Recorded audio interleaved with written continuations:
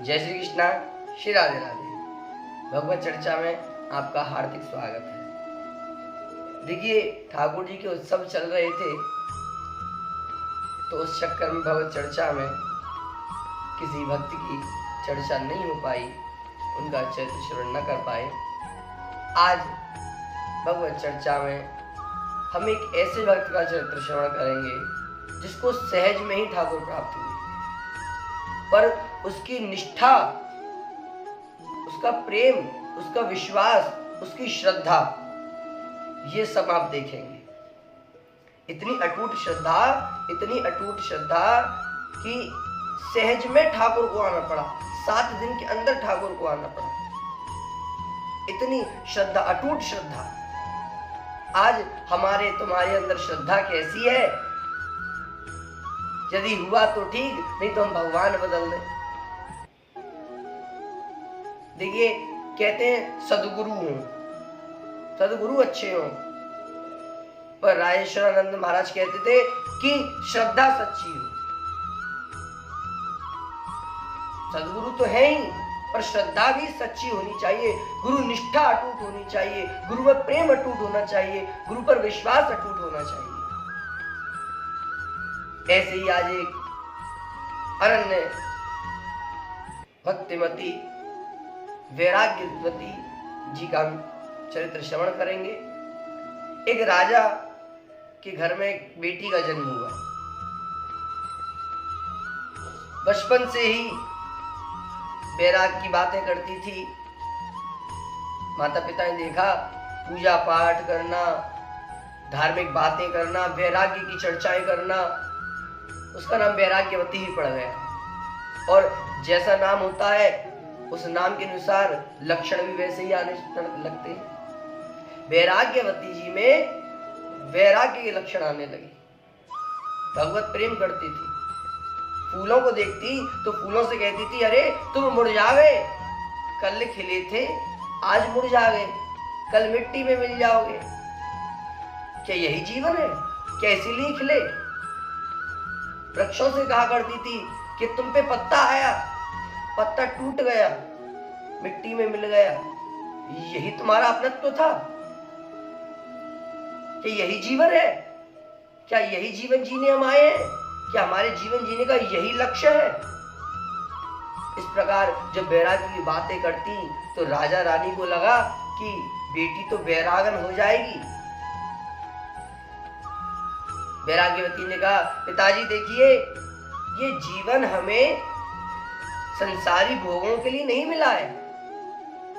जो इस जीवन का मुख्य लक्ष्य है, भगवत प्राप्ति, ये जीवन हमें उसके लिए मिला है। पिता को बड़ा समझाया करती थी, तो राजा ने एक अलग से उनके लिए भवन बनवा दिया और वैराग्यवती से कहा कि यहाँ पे यहाँ रहा करो। वैराग्यवती वहीं रहने लगी। वैराग्यवती भजन करती, उसी भवन में रहती, भजन करती, ठाकुर के प्रति श्रद्धा भक्ति रखती, अपने को पहचानती कि मैं कौन हूं, मेरा जन्म किस लिए हुआ है, मेरे जन्म लेने का लक्ष्य क्या है। एक दिन रात्रि के प्रथम पहर में वैराग्यवती अपने भवन में बैठी अश्रु प्रवाह कर रही थी और कह रही थी कि सुना है, जब तक सच्चे सद्गुरु ना मिले तब तक भगवत प्राप्ति हो नहीं सकती। पर हाय मेरे, अभी तक मुझे गुरु ना मिले, मुझे कब गुरु मिलेंगे? इतना कह ही रही थी कि उनके भवन के पीछे एक चोर आ बैठा था। वो उनके भवन में चोरी करने के विचार से आया। जब उस चोर ने सुना कि वैराग्यवती ये बेटी तो एक सद्गुरु की तलाश में है, तो बस उसके मन में लोभ आया, लालच आया। उसने कहा, क्यों ना मैं इसका सद्गुरु बन जाऊं। उस चोर ने संतों का वेश धारण कर लिया। संतों का वेश धारण करके भवन के द्वार पर पहुंचा। नारायण नारायण नारायण नारायण नारायण नारायण नारायण नारायण जपने लगा। वैराग्यवती ने सुना कि इतनी रात्रि में कोई नारायण नारायण जप रहा है।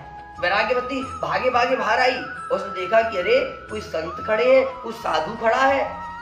वैराग्यवती ने हाथ जोड़कर चरणों में दंडवत प्रणाम किया और कहा कि भगवान आप कैसे पधारे, आइए जल लीजिए। जो साधु बना व्यक्ति था उसने कहा हाँ जल तो हम लेंगे, प्यास तो हमें लगी है, पर पहले ये बताओ कि तुमने दीक्षा ली है, तुम्हारे सदगुरु हैं? तो उसने कहा, वैराग्यवती बोली कि नहीं मेरे सदगुरु अभी नहीं है, मेरी दीक्षा भी नहीं हुई। अरे तो हम तुम्हारे हाथ से पानी भी नहीं पिएंगे, जिसकी दीक्षा ही ना हुई हो उसके हाथों से जल क्या ग्रहण करना। इतना कहकर चोर वहां से चलने लगा। वैराग्यवती ने कहा हे भगवान तो आप ही मुझे दीक्षा दे दो, मैं आपको जल पिला सकूं, आप मेरे द्वार से प्यासे न जामे, मुझे भी सदगुरु की आवश्यकता है, आप मुझे दीक्षा दो, मैं आपको जल पिलाकर अपना जीवन कृतार्थ करूं। चोर ने कहा कि बात बन गई। चोर ने कहा पर हमारी सन्यासियों की दीक्षा ऐसे नहीं होती, वन में चलना पड़ेगा, ये भवन छोड़ना पड़ेगा। वैराग्यवती तो चाहती यही थी कि कोई भी मार्ग हो, कैसा भी मार्ग हो, पर भगवत प्राप्ति हो जाए। वैराग्यवती ने कहा ठीक है मैं चलने के लिए तैयार हूं। उस साधु वेशधारी व्यक्ति ने कहा कि ऐसे नहीं, तुम्हारे जितने गहने जेवर कपड़े लगते हैं सब रख लाओ।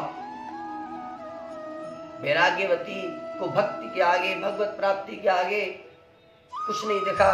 वो अपना सारा जेवर गहने सब बांध के लिए चली और वो संत वेशी व्यक्ति उन्हें एक घना घोर जंगल में ले गया और वहां ले जाकर कहा कि ये गहने यहीं रख दो। और वैराग्यवती को पेड़ के सहारे खड़ा कर दिया और कहा बेटी मैं तुझे बांधे जा रहा हूं। रस्सी से बांधने लगा और बांध के बोला कि ये गुरु का बंधन है, मैं आऊंगा 7 दिन बाद आऊंगा, मैं तुझे बंधन मुक्त कर जाऊंगा, तब तक यहीं बंधी रहना। अब चोर तो भाई क्यों आए, जो कार्य के लिए भी आया, जिस कार्य के लिए उसने ये सारा पाखंड रचा वो कार्य उसका सिद्ध हो गया। वो सारे जेवर कपड़े लत्ते लेके वहां से 9 to 11। अब वैराग्यवती वहां बंधी रही। राजन ने अगले दिन देखा कि वैराग्यवती अपने भवन में नहीं है, ढूंढेरा मचा। वैराग्यवती कहाँ गई? ढूंढते ढूंढते राजा सैनिकों के साथ उस वन में पहुंचे तो देखी कि बेटी बंध रही है। अरे बेटी तुझे यहाँ किसने बांध दिया? पिताजी मेरे गुरु ने मुझे बांधा है। राजा बोले अरे मूर्ख, गुरु कहीं ऐसा कार्य करते हैं, इतना घृणित कार्य करते हैं क्या? कोई गुरु नहीं, कोई ठग तुझे बांध गया होगा, चल मैं खोले देता हूं। वैराग्यवती ने कहा नहीं पिताजी, आप मेरे पिताजी हैं, मैं आपको प्रणाम करती हूं, पर ये तो गुरु का बंधन है, गुरु ही खोलेंगे तभी खोलेंगे, गुरु ही बंधन मुक्त करेंगे। पिताजी ने लाख समझाया पर वैराग्यवती की समझ में कुछ नहीं आया। राजा वहां से वापस हो लिए, दुखी मन से अपने भवन आ गए। आप आश्चर्यचकित रहेंगे, वैराग्यवती को बंधे बंधे 3 दिन हो गए उसी वन में। वैकुंठ में भगवान का सिंहासन हिल गया। भगवान बोले नारद पता लगाओ क्या बात है। नारद जी नारायण नारायण करते हुए आए और देखा कि एक कन्या, एक बेटी वृक्ष से बंधी है, आंखें बंद हैं, भगवान का स्मरण कर रही है। समझ गए कि यही है। नारद जी आए और आकर बोले नारायण नारायण। वैराग्यवती को लगा मेरे गुरुदेव आ गए। वैराग्यवती ने आंख खोला, देखा तो सामने देवर्षि नारद। नारद जी ने कहा बेटी मैं देवर्षि नारद। वैराग्यवती ने प्रणाम किया कि हे देवर्षि नारद आपके श्री चरण कमलों में प्रणाम है। बेटी मैं तुम्हें बंधन मुक्त कर देता हूँ, कोई ठग शायद तुम्हें बांध गया। वैराग्यवती बोली कि आप देवर्षि नारद हैं, मैं आपके श्री चरणों में प्रणाम करती हूँ, पर ये तो गुरु का बंधन है, इसे तो गुरु ही खोलेंगे, मैं किसी और से नहीं खुलूंगा। गुरु ने बंधन में बांधा है तो गुरु ही बंधन मुक्त करेंगे। देवर्षि नारद ने काफी समझाया पर फिर वैराग्यवती की समझ कुछ नहीं आया। नारद जी हार के चले गए। नारद जी भगवान से जाकर बोले हे नारायण वह कन्या कुछ समझने के लिए चाहती नहीं है, कुछ समझना ही नहीं चाहती है।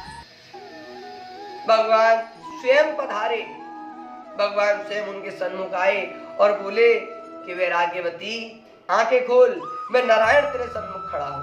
वैराग्यवती ने आंखें खोला, दर्शन पाया, हृदय में आनंद उत्पन्न हो गया, आंखें भाव विभोर हो चली। वैराग्यवती को नारायण पर ब्रह्म के दर्शन हुए। भगवान नारायण ने कहा, बेटी मैं तेरा बंधन मुक्त किए देता हूं,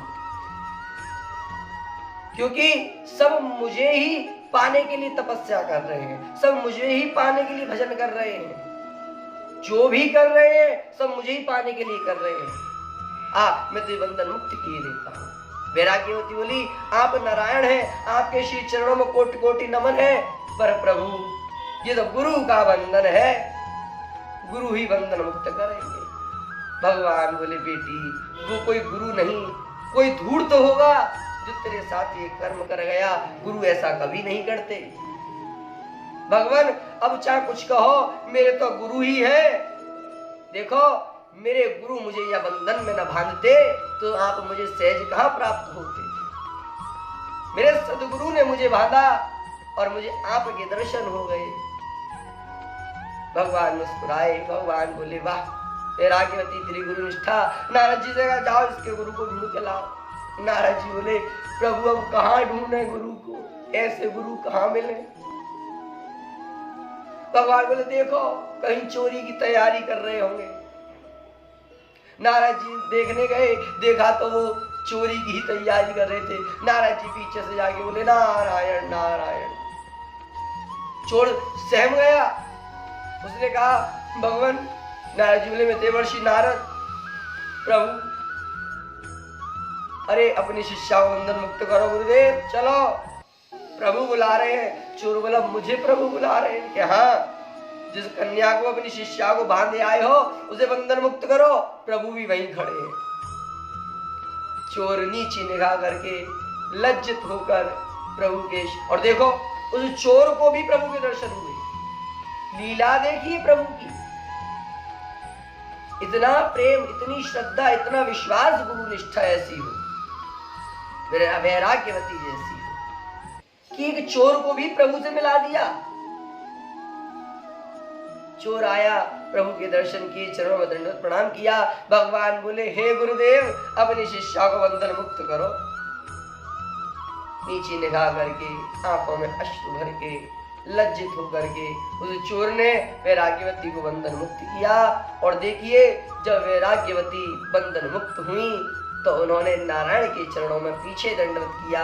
पहले उन्होंने अपने गुरुदेव के चरणों में दंडवत किया। गुरु गोविंद दो खड़े काके लागू पाए, बलिहारी गुरु आपकी गोविंद दियो मिलाए। हे गुरुदेव आपकी कृपा से मुझे सहज में मात्र कुछ ही दिनों में नारायण मिल गए। आपकी बड़ी कृपा मुझ पर।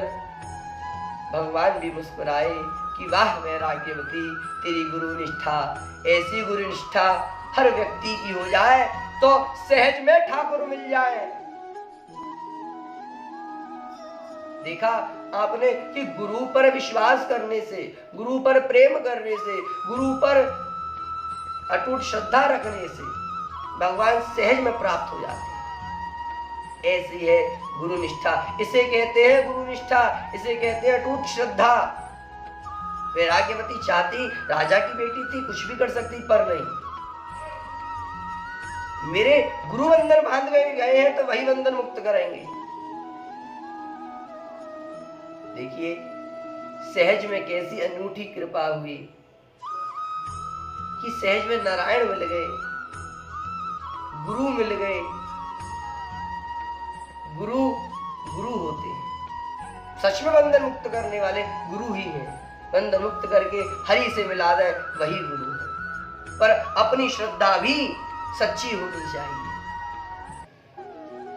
आज की कथा में यही विश्राम देते हुए जय श्री कृष्णा, श्री राधे राधे।